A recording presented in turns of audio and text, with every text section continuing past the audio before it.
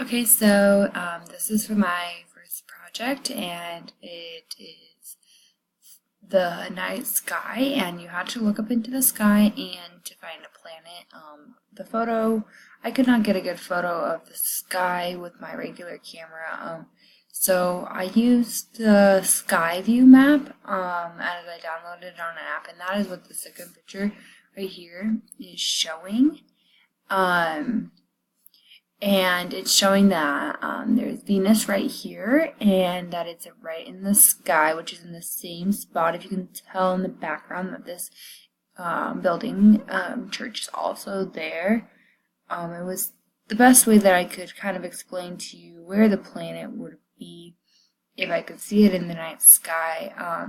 This is a really interesting assignment because I didn't know there was apps that I could use to look at the sky, and it's really neat to just use that as you're in a house or you're with friends. I showed a lot of people this app. After finding it, I think it's very cool to be able to see like what's in your night sky and what is there.